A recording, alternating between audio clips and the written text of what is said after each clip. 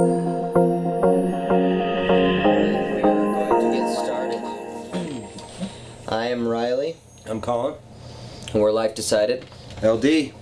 Just want to give a nice shout out to the University of Utah winning their 7th straight game against BYU. That's our rivalry. Nemesis. That's our in-state rivalry. It's a good one. Oh yeah. Good evening, Sia. Okay. On Thursday, Colin talked about scoring yourself, scoring yourself in life and in activities and in projects and in goals and everything to make sure you have a set system so you know how to keep on track. Just as a reminder for everyone there. Is there a reminder you wanted to go, or is that good? Nope. Perfect. Let's do it. Okay. Maybe at the end. Okay. So tonight is simple. I thought about this today, which is why it's a good topic to talk about, and it's about the law of relativity, and not in the science way, but in a way to where everything is relative in our lives. So my situation is relative to me, and my brother's situation is relative to him, and the rich guy down the street, his situation is relative to him. So problems to him might seem like minor inconveniences to me, and problems to me are a breeze for him. Okay? So we all deal with, handle, and overcome things in the way that we are conditioned and we know how to. So we can't do what we can't do. We don't know what we don't know. You know. So everything has its own set point in everyone's life. Okay? And I think about this because sometimes I envision myself somewhere in the future already where I think I should be right now, and that's not the case because my situation is relative to my situation. So where I am now is where I should be now, working to get where I should be. So working where I should be shouldn't be living where I shouldn't be. Does that make sense? Should I reword that? Mm-hmm. So if I'm here now working towards a goal, my mind shouldn't be in that future place because I can't focus on the goal at hand. And that's not saying don't envision things in the future, don't plan on things. It's saying be in your situation and be relative to what you are. Does that make sense? Does that make more sense? Yeah. Maybe to put it in a personal context. So I'm a young guy, but sometimes I feel like I should be all the way over there with all these wonderful things. I'm not there yet, so why am I so worried about not being there? I'm gonna get there. Does that make sense? That's what I'm saying is be and work towards what you want to do. Be in the moment. I think what you're trying to say is don't get lost in the worry. Yeah, for sure. Be okay with where you are in the sense that you can always change and get somewhere better. If you're in a bad spot, there's room for growth, obviously. A lot of room for growth. So that's what I wanted to talk about is simply don't try and do, be, or want something that you can't have, don't need, aren't, that's something that you're not. So don't try and be somebody you're not either, because that person's different. So everything that has to do with you, you should deal with, and not something that you don't even need to add on to your own life for stress, for whatever it is. So I hope I explained that, because in my head it sounds really good. Oh, that's good. Okay. What did you have to add there? A story? Yeah, I was kind of waiting for a good time to talk about it. But anyways, so this idea of relativity, it's really applicable. What? Don't worry, guys. Should we just end this now? No. It's really applicable in the sense that we things happen to us, and we've talked about this a lot before. When we talk about this idea of feeling like the world is happening to us. Somebody said something, and it can become super distracting. This idea that the world is happening to us. And what it does is it makes it feel like like our struggle, the one that we're having right at the moment, is the worst struggle. It's the most. We feel like it's overwhelming. It should be overwhelming to everybody, right? But really, it's for you. It's tailored for you. It's your experience. And I'm reading a book right now, and it's a wonderful book. And it's about this guy who hires a Navy SEAL to live with him and his family and just train him. He's just supposed to shake up his life. He's a very successful businessman.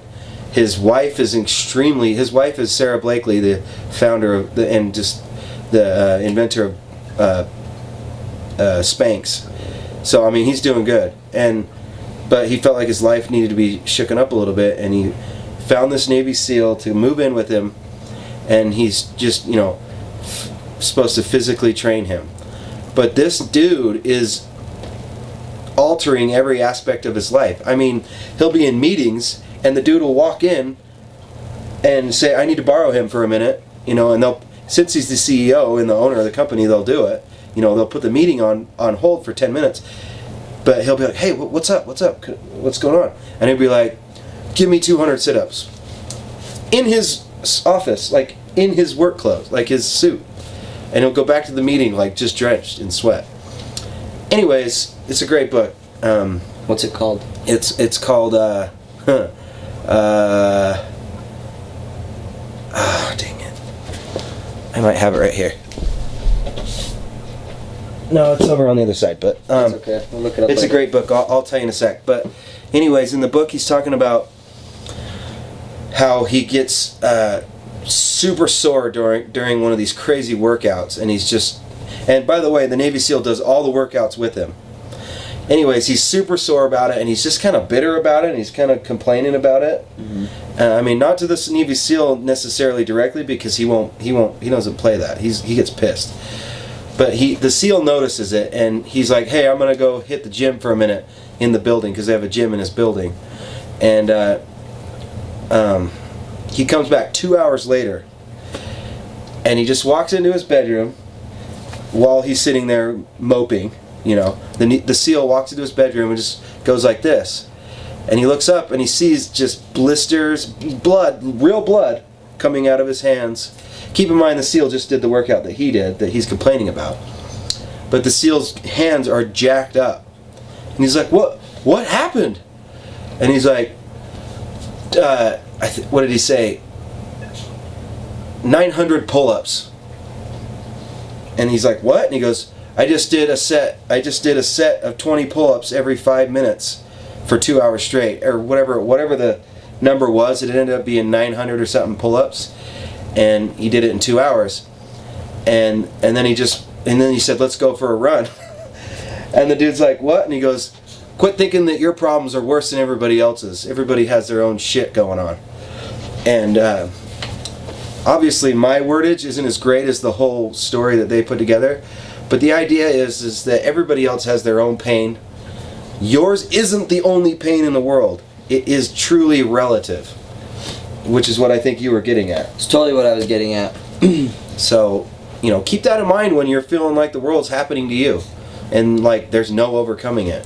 There's people that are overcoming stuff that is so beyond your comprehension that it's almost insulting that you're giving up based off of this one situation.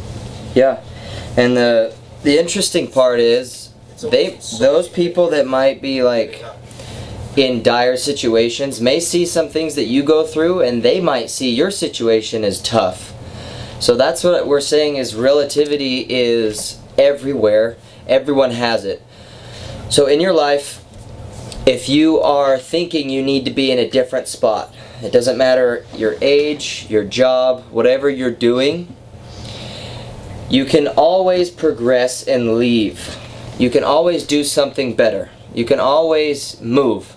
Movement is in your control, yeah? And maybe movement, maybe you shouldn't think about movement. You should think about movement and direction, or velocity, okay?